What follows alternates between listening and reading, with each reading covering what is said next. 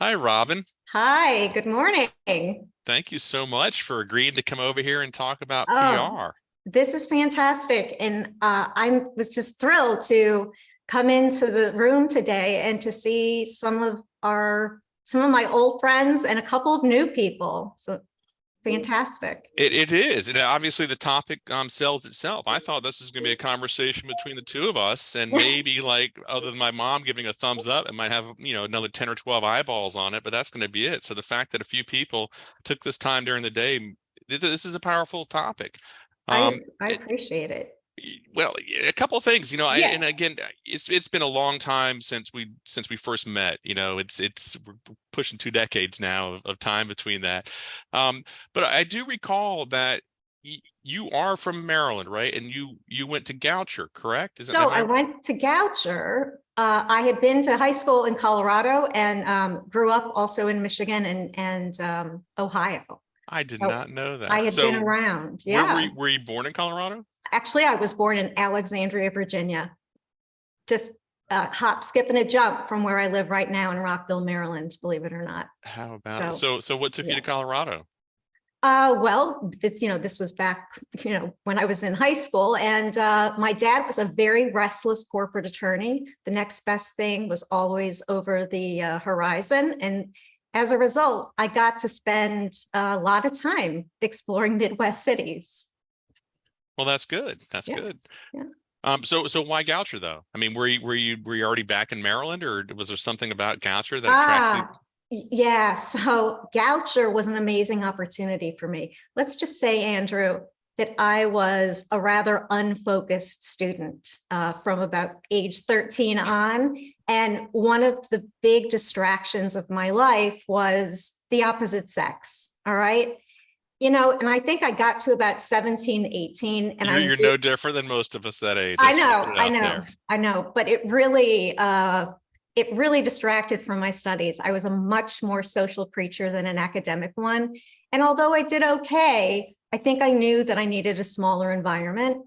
And at the time, Goucher was all women. And somehow I knew that I just needed focus. And it was one of the best decisions I ever made, a decision I made when I was 18 years old, just to go and really focus.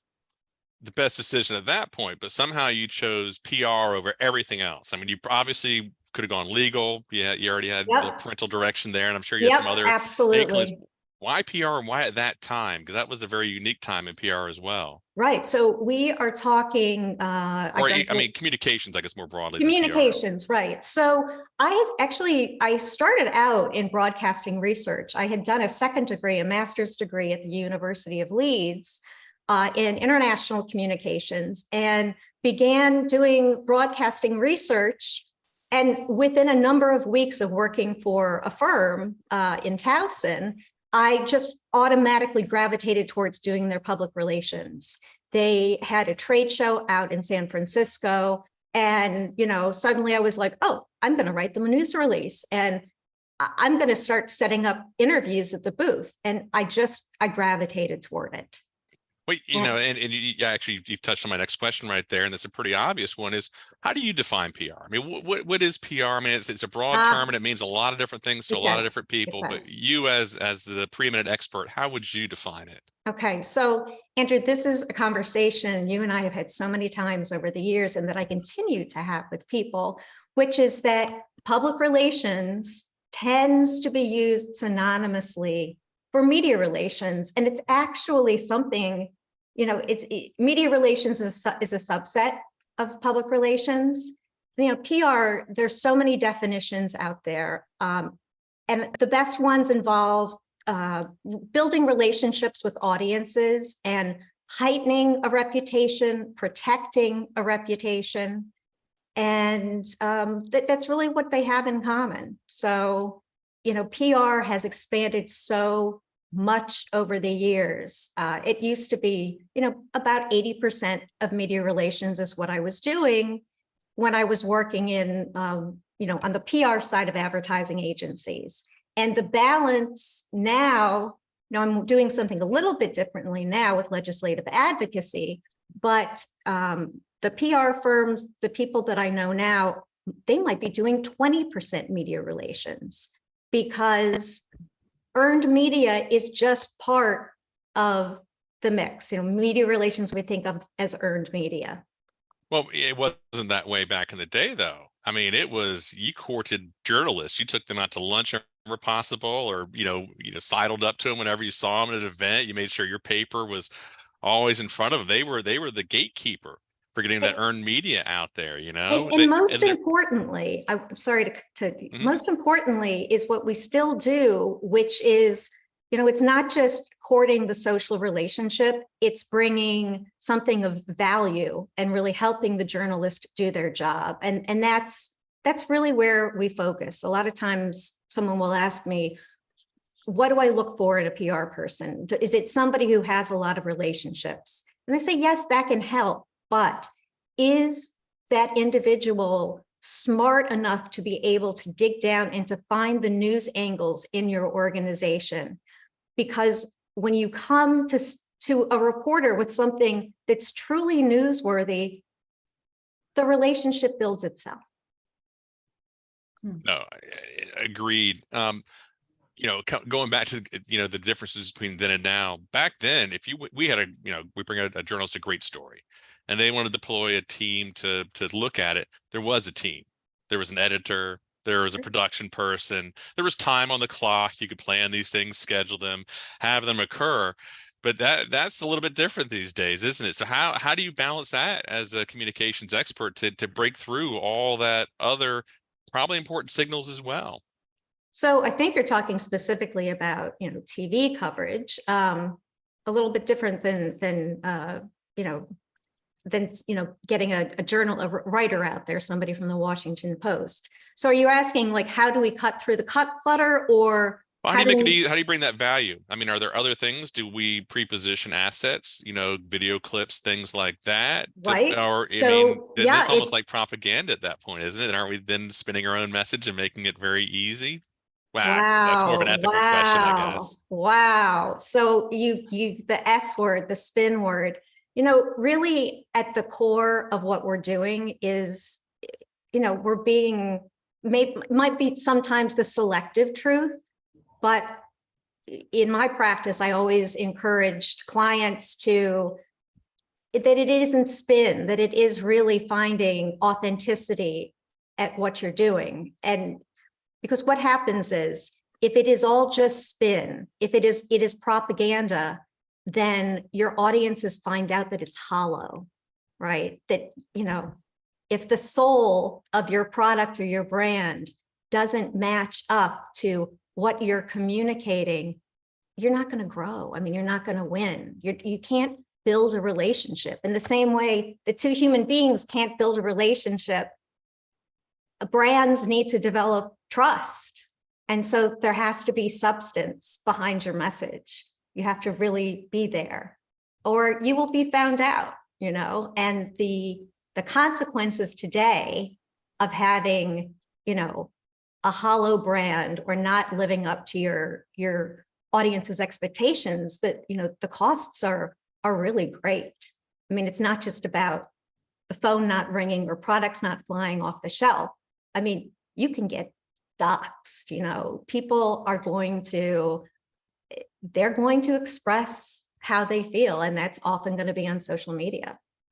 And for those of you who might be reading the transcript this later, if I ever go through the trouble of making a transcript, this is where you pull that red Sharpie out and underline what Robin just said, because as you move into your roles as new marketing professionals, you're going to have senior level C-suite and executives pushing you to do certain things to increase sales. And you're going to tiptoe up to that ethical line and go along to get along, or it can cause you a lot of consternation. So this is something that I think is probably bears even more, I don't know, maybe there are PR associations. I'm sure this has been for sure debated many times in many different places, but I would encourage you to figure out where both your personal ethical North Stars are and your organization's ethical North Stars when it comes to this. Because Rob and I are having a playful conversation here, but Robin is a wizard. She is one of the most powerful people out there, and I've always respected her for that she can make something happen in the public opinion space unlike anyone I've ever met. So Andrew, you are extremely kind, and I'm really glad that you brought up the topic of ethics, especially given the climate today, where there is so much less, as what Stephen Colbert might have used to call, there's a lot of untruthiness out there. So, and I have definitely been in positions where I was asked to communicate in a way that I didn't agree with. And fortunately, I had the latitude to be able to walk away from those clients. So it's a tough thing. it is, and Kendall actually, she kind of broached the next question that I was going to ask there, Yeah. as we watch the meltdown of Twitter, and going back to what you said about having a hollow thing, people will pick up very quickly if you're insincere about what you want to do. Obviously, Elon wants to bring that to the ground and wring as much money out of it as he can before it goes. And this is Andrew's personal opinion. I don't know anything about what's going on over there, but there's an old adage that nothing kills a product like good marketing, and Elon has certainly done a great job with his megaphone to talk about what he's doing, and it's just driving that brand closer and closer to the ground. But Kendall here brings up a good point about some of the peril that's out there, reputational peril of some of these channels. Victoria knows I put a piece together this morning, just guidance on Twitter usage, and my recommendation is let it go dormant, archive all your data, and monitor it for as long as feasible and safe for brand reputation issues. But it's already an untrusted, in my opinion, it's an untrusted platform to get any kind of messaging out there, and I don't trust anything I see now. Yeah. Yeah, do you mind if I jump in? Yeah, please.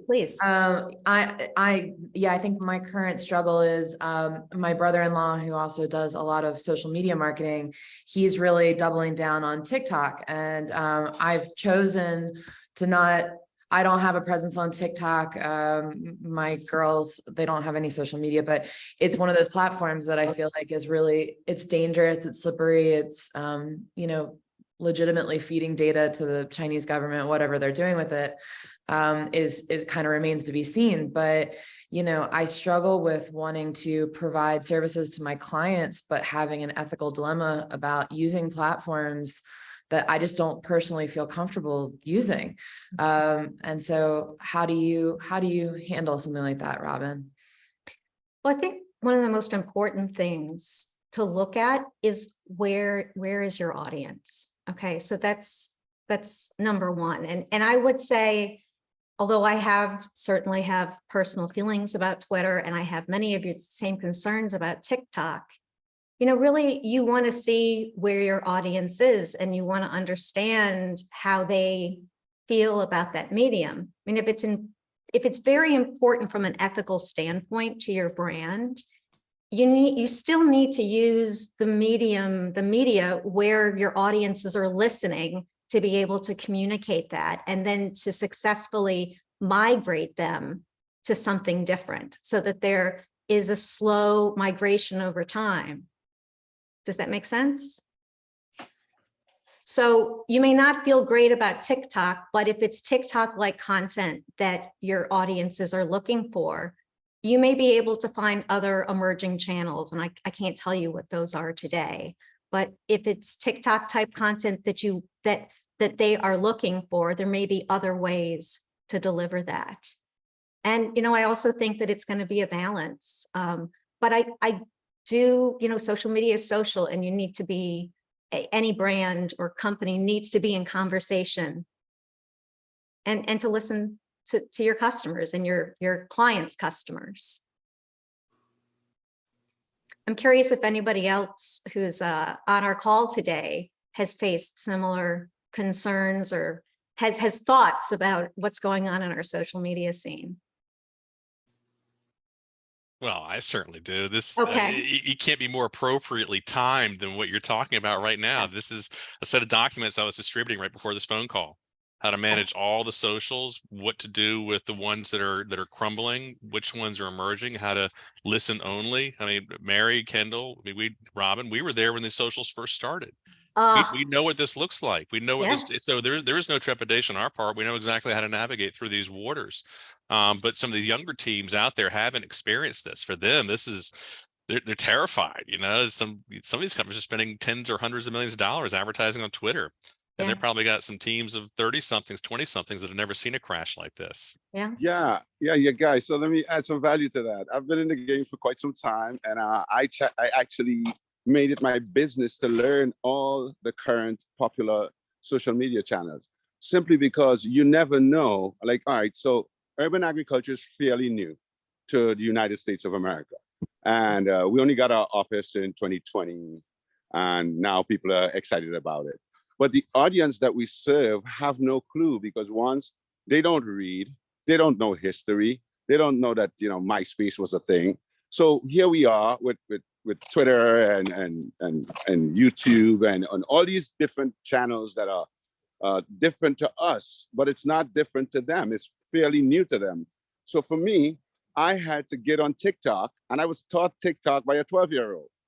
And this 12-year-old taught me TikTok. I took it, I ran with it. And now I have a really prominent presence on TikTok. And so I walk around telling the other kids at school, yeah, you can check me at TikTok because I teach elementary school. And I go, it's Liddy. I don't know what that word means. They taught me that word too. It aligns with TikTok. So we as leaders and older folks should be able to bend or navigate to every platform in order to serve the audience, because some of our audience are new to it, and to onboard them, you have to meet them where they are. Excellent. Yeah. Well, Andrew, I wondered if we wanted to talk a little bit,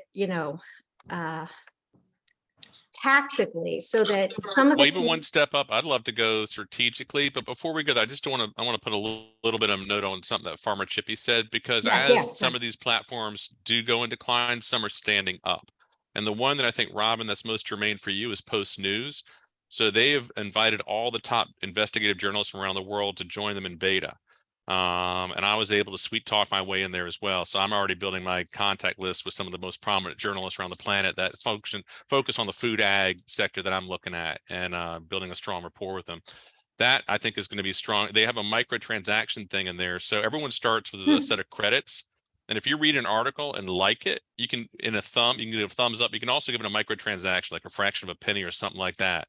And that way the journalists then get paid for the articles, and then you don't have to buy a subscription. You just read and consume what you want and reward them in such a way. Some of it's behind a paywall, but you can determine if you want to pay a cent or not to read the article. But I like that. And then Mastodon is it the spoke and hub system. So you need to trust the server you're on to do centralized things. So I put one up here, the server that I know is trustworthy. It's Dave Troy, investigative journalist. So yeah, exactly. He's not gonna let any bad people in that one. So he's gonna cap at 10,000. So get in while you can. Claim your name. It's the socials all over again. Claim your name. Listen first. Monitor hashtags. Follow influencers and build rapport. Fantastic. Watch, repeat, spin. I'm curious if you can do you have any kind of case studies, or maybe even just early successes in building those relationships? Because when you say early, we're talking months. We're less than months sometimes with some of these platforms. So the successes, I think, are a little bit different. The one success has personally been good for me is I'm an amateur climatologist. I focus on flash droughts and fire weather, those things that precede, the big droughts that occur. And I had a really good cadre of climatologists that we interact with on Twitter and shared a lot of information and went to conferences both virtually and together. When Twitter collapsed, that scared me a lot. But we have now force migrated everyone over to Mastodon, and we're starting to reconnect and refollow. So that would be a success once the information flow starts getting as vibrant as it was at Twitter. So we're getting all the good NOAA stuff and all the good NASA stuff, and then I'll feel very comfortable that was a success story. But it's going to take time. That car is, the vehicle was there, but it's not a Hummer. It's not a giant one to accommodate all the people migrating over from Twitter, but it'll get there. And someone's going to make money on it. It'll get corrupted there, and also when these socials are new, there's a lot of opportunity for people to have nefarious activities on there and masquerade as other things, especially, like I said, get in there and claim your name. If another person gets in there and claims your brand, now you got to cross legal swords with them to get that back, regardless of what trademarks you might have, or, who knows, maybe they're operating from a basement somewhere in the Eastern Europe and you'll never get that brand again. But, right now, operate as a defensive posture, listen, examine the landscape. Great. That is excellent, outstanding advice. I'm curious, I was gonna say Kendall and Yeah, and yeah. Mary might have something to add to that as well, as they were Exactly. I'm curious early warriors in this about battlefield. your experience, Kendall and No, Mary. I like everything that you guys are saying, and Andrew, I've definitely been monitoring like Mastodon and some other things, and you know, I think it's important. And like I said, I think I still have some personal struggles, but I think it's also just something that you have to decide for yourself where you feel comfortable doing, you know, doing business and stuff like that. So I think that some of it is just a personal decision.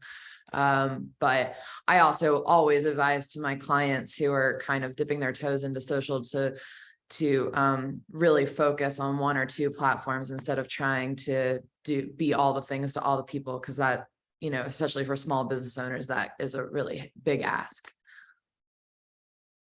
Mary, any thoughts? Well, I'm here to learn. I feel as if I'm learning all over again because, you know, full disclosure, I have not been in, you know, the grips of marketing for the past 5 years and had taken a foray off to do something else. So I'm here to listen and to catch up. And I was so thrilled when Andrew brought you on board. Well, that's great.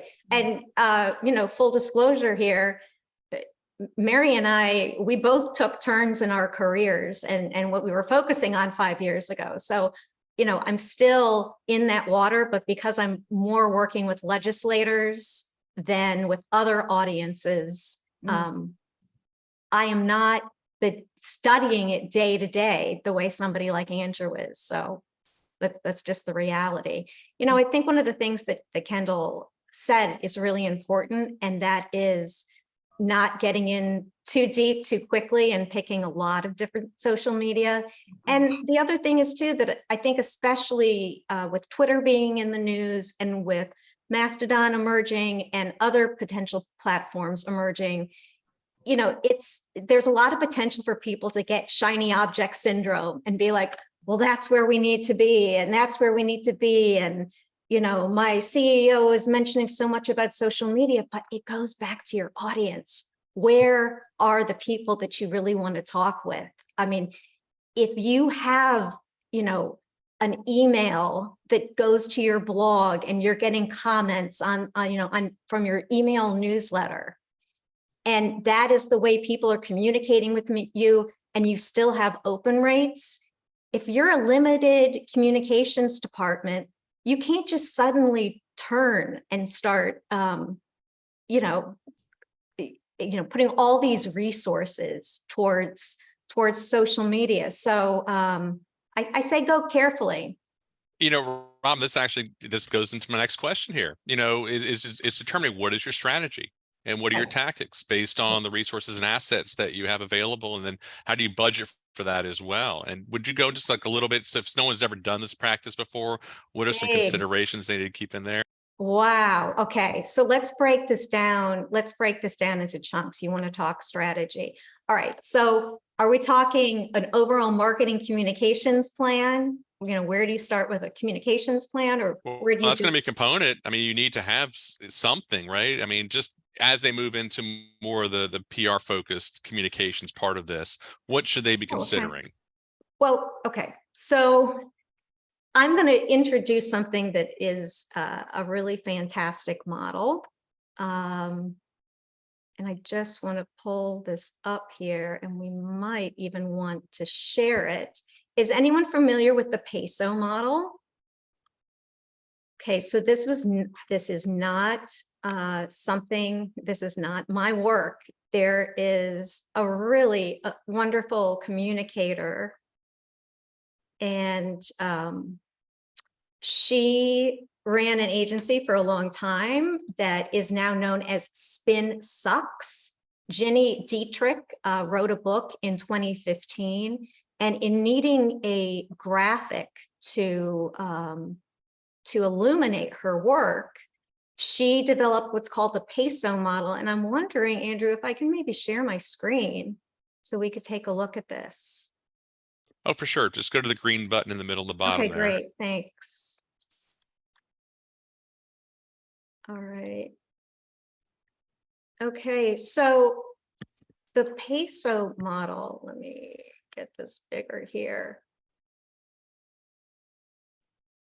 The peso model is taking what we used to talk about as, what we called, what media relations generates, which is earned media, and what we talk about traditionally as paid media. And it adds to it owned media, which are assets like your blog, TV,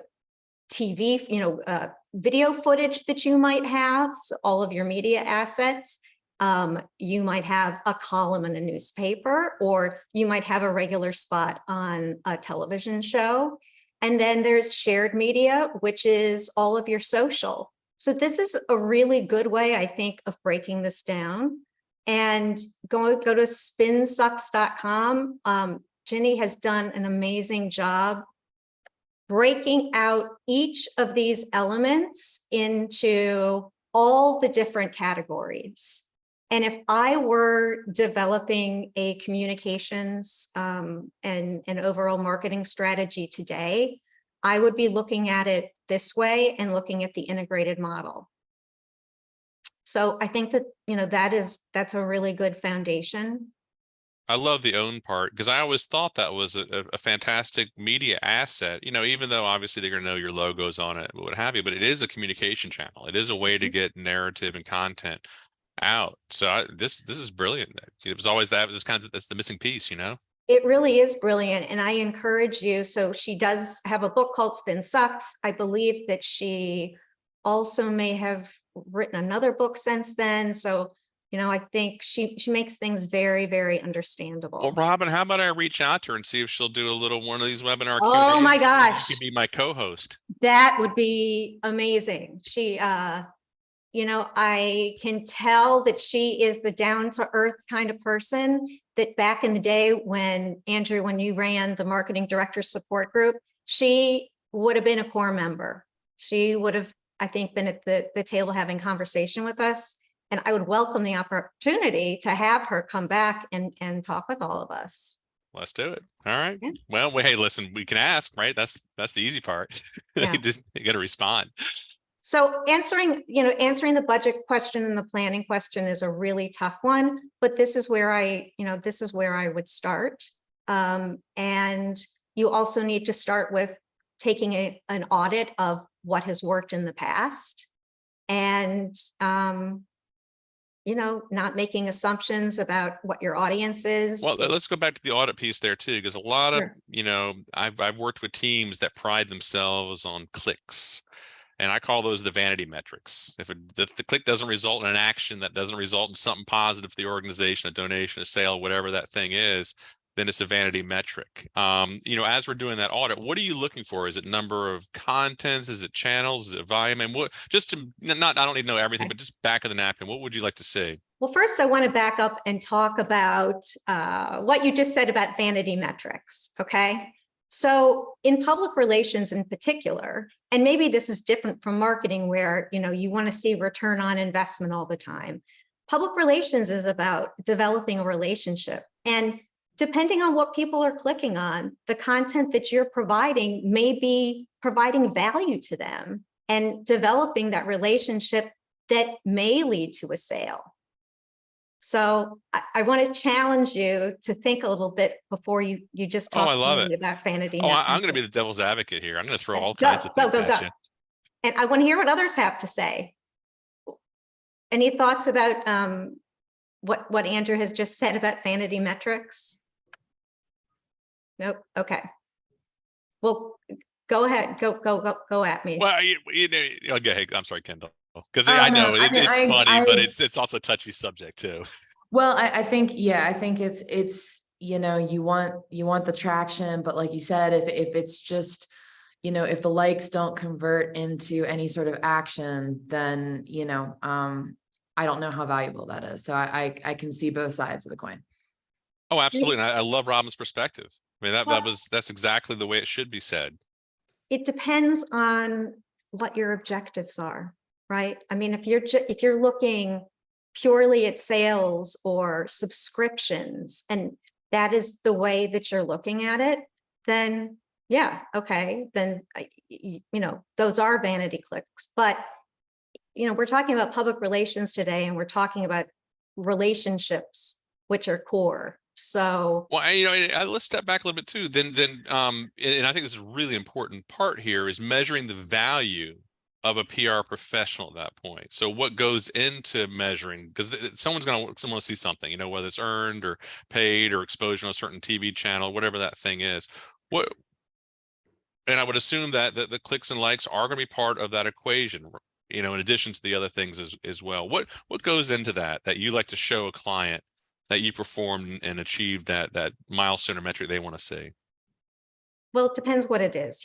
Some clients are very old school and they still want to measure the number of eyeballs. So, we're still looking at circulation numbers. Could you share, are there any case studies that you could share maybe of a successful client that you had that you reached those milestones? And you can anonymize things as you need to. Yeah. So I worked a while ago with a county taxi company that was doing something that at the time was very innovative, which is that they were putting credit card readers in the back of their taxis.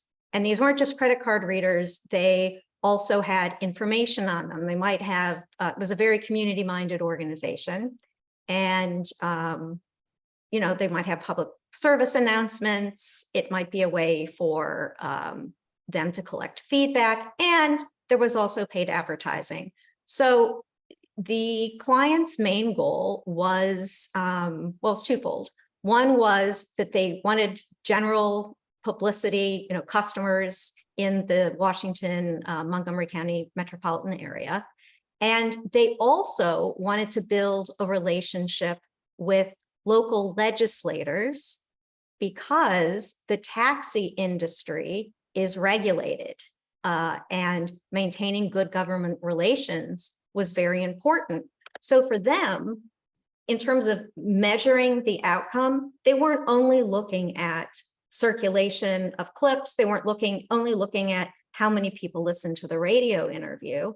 They were looking at the attendance that we had at an event in which we invited legislators. They were also looking at the conversations that started at those events. So, this is qualitative stuff. Can I interject here? Because I have invited politicians to events before, and I think the events are really spectacular, but it's hard to get a politician to commit to an event. And this is, obviously it's a company and a business, but it's a taxi company, and that's not some of the typical things you see on politicians' agendas. How did you pull that off? Well, I think because we're talking at a local level, we're talking county council members. And on a local level, taxi licenses are a big deal. Interesting. Taxi transportation, and this was right before, it was right as Uber was beginning to gain some traction. And they were really shaking up the way we understood for hire, transportation services. So it was they knew that it was going to be a time of a lot of upheaval in regulation. And this was important to them. I also have to say, I worked with an excellent legislative relations professional named Ellen Bogage, who had spent many years, first with Comcast Cable, developing relationships at the local level. So that certainly helped. And, this taxi company had built relationships. So, we weren't coming in completely without any relationships to start with. What a great case study, and Yeah, I smiled as you're speaking because, this was happening as Uber began. And from when I talked to crisis communication professionals like yourself, or communications, I just gave the punchline away there. Crisis communications is always a thing that they go, oh, we love crisis. That's really when the good ones shine, and I do see that gleam in your eye as well, because there's a lot of meat on a crisis bone. Because if you're a CEO and a crisis occurs, that is a very negatively emotional event. It's almost the opposite emotional response that the PR professional would have.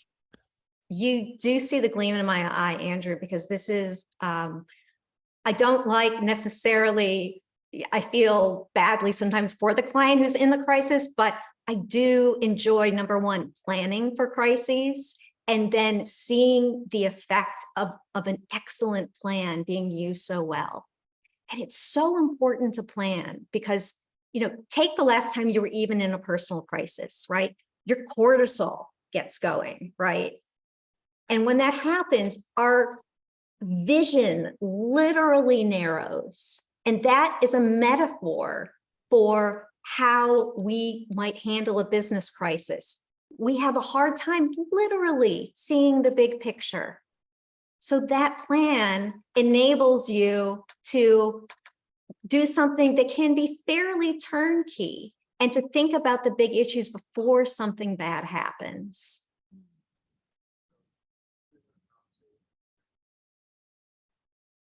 Well, Robin, hopefully you found enough enjoyment out of this that if I invite you back to do a crisis communication plan 101 session, that you would raise your hand and say, Andrew, I'd be happy to. Absolutely. And you know who would be really great, if I may? I did a crisis presentation with Harry Bosk. Mm. I bet we could talk him back into this. Yep. For it was in Baltimore with when Gene Bracken was running The GBC. Yes, was running the Greater Baltimore Committee. Now, Harry has taken really an amazing turn in his career and become a professional photographer. But as a 30, 40 plus year professional, he's built some real chops in crisis communications, and I would love to discuss that with him. Let's do it. Yeah. How about we have him be the focal and you and I'll be the or you be the co-host. I'll just sit in the back in the audience and take notes. Oh my God. I would love to have a conversation with Harry. He's just so much experience and working in the educational realm in higher education where, there's a lot of, some great case studies. And another nuance to crisis communications, I think people, at least who are going to watch this video, recognize that there's a calm that comes over the PR professional. You are that beacon in that storm. There's a lot of people looking at you to guide the ship through this process in a way, and that's a very powerful role for that person to have. Now you're at the pinnacle of your career. You've achieved a lot, but there are going to be other folks that are going to watch this or hear about this that are just starting in their career. What are some of those attributes? What are some of those scar tissue they need to earn a little bit before they're ready to take on a large scale crisis communication? Or did we just push them in the deep end and hope they swim? Wow, this is great. I think you've got to know yourself, right?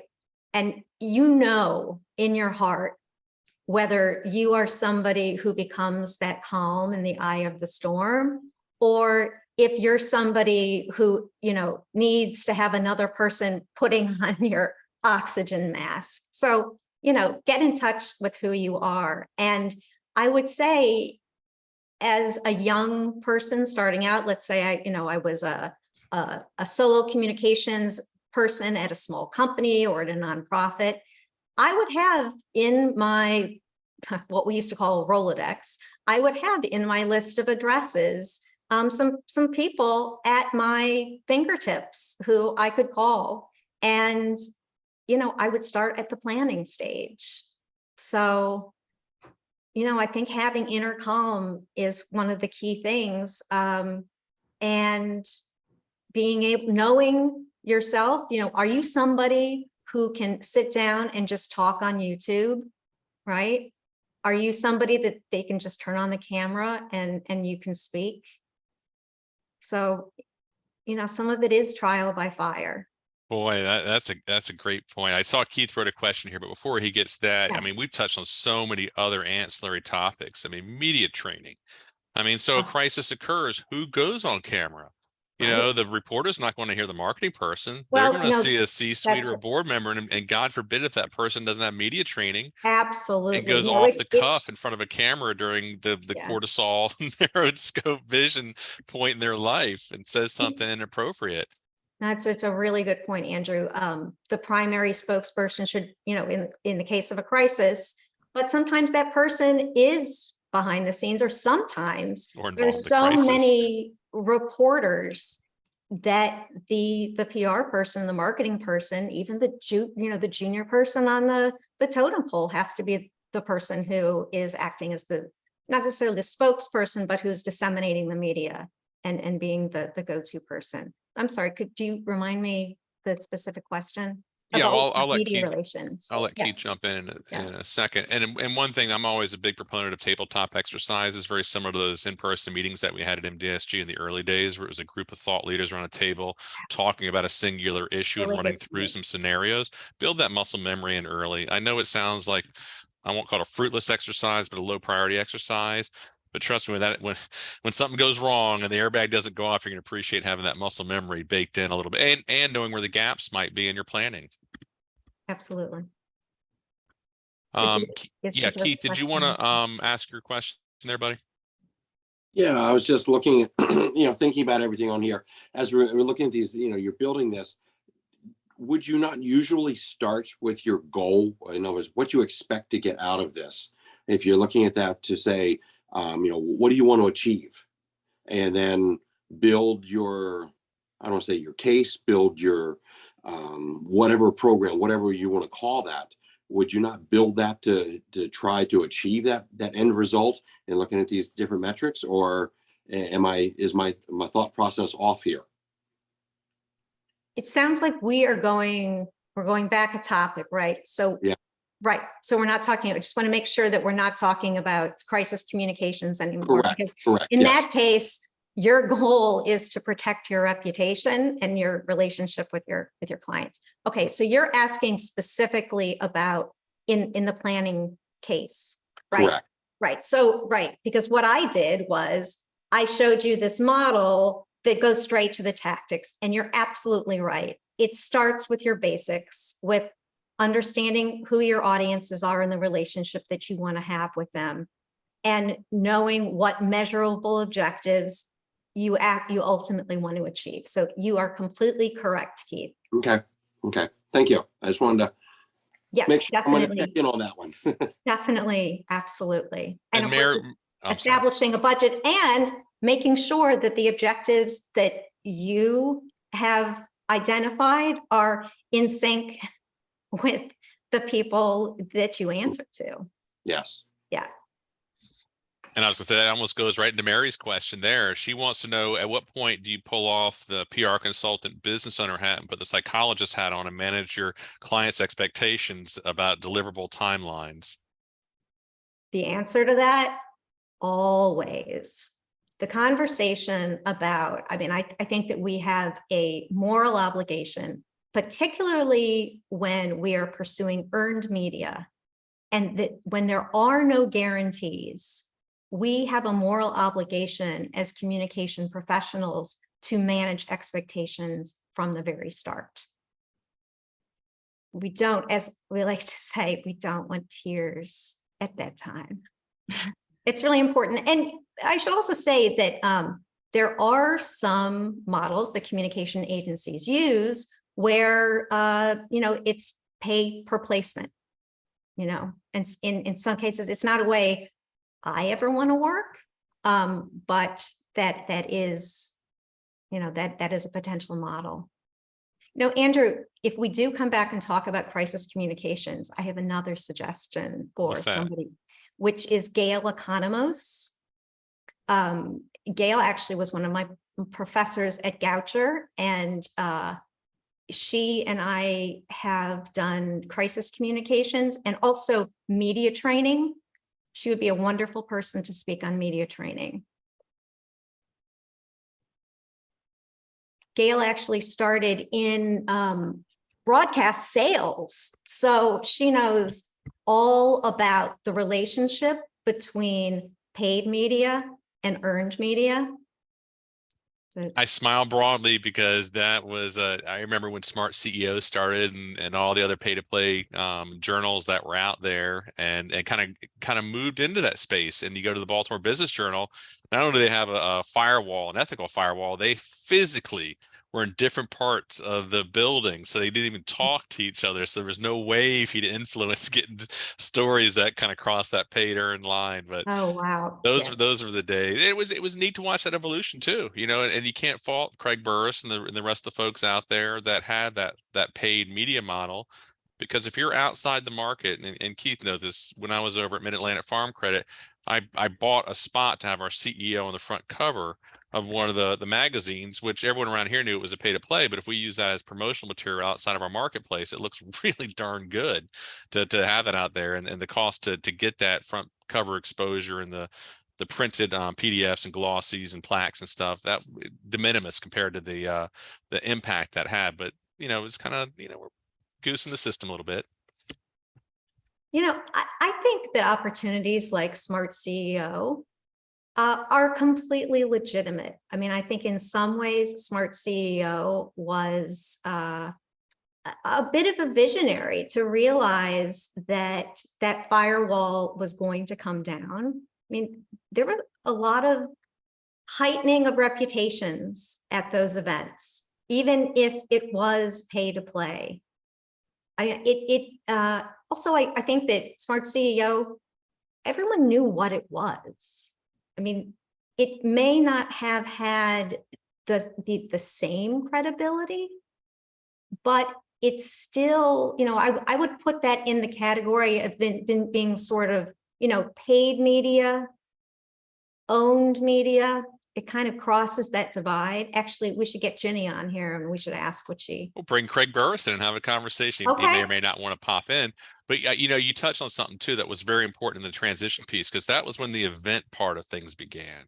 You know, that then Absolutely. Accelerant started and all the other sort of higher end networking groups, but we can all point back to what Craig Burris did, because he kind of, not that he necessarily created that model, but he created the atmosphere, the environment where those pieces started coming together, and those ideas of you know, what does that next transition piece look like? And I love the going back to the blending of all the platforms. I hadn't thought about it in that perspective, but you know, you're right. And also the business journals, Washington Business Journal, Baltimore Business Journal, the Book of Lists. Oh, they chased Craig after he came out. They knew they had to Yeah. bend their model. Yeah. So, I mean, those events, incredible. You know, you talk about, you know, the Baltimore Magazine best of, Washingtonian best of, those events. And there are advertorial sections in there. And, you know, it is a legitimate, if you understand your audience and you know that you're going to reach them that way, it's a completely legitimate, you know, tactic and Oh, I love good going way to to the earn money. events. I mean, the food was magnificent, and like you were Yeah. saying, you know, you meet the influencers there, and you know what, Craig, because he was new, there's always that first mover advantage. Because he was new, he got a lot of really nice cornerstone partners. Because regardless if he continued on being successful or not, they wanted to be there the first flash, the first glamour, the big pop. So if anyone out there is thinking about starting a media channel, just remember that those first checks are usually bigger than the ones that come later, because you got to earn the later ones. Hey, I'm a little distracted. I've got to know what what he is doing. Chippy's a force for distraction, but I'm Can you- curious too. There's so much Introduce going on yourself, over here. Chippy. There's so much going on over here. Let me enlighten you a little bit, so Please. you know. let me see if I can get you up to speed here on what's happening. All right. Here we go. Okay, there we go. I have this heater that's heating up the hoop house, and I'm wetting and watering some trees. I'm trying to get some trees started. We're starting a food forest here. All this is nuts, great nuts, fruits and berries, right?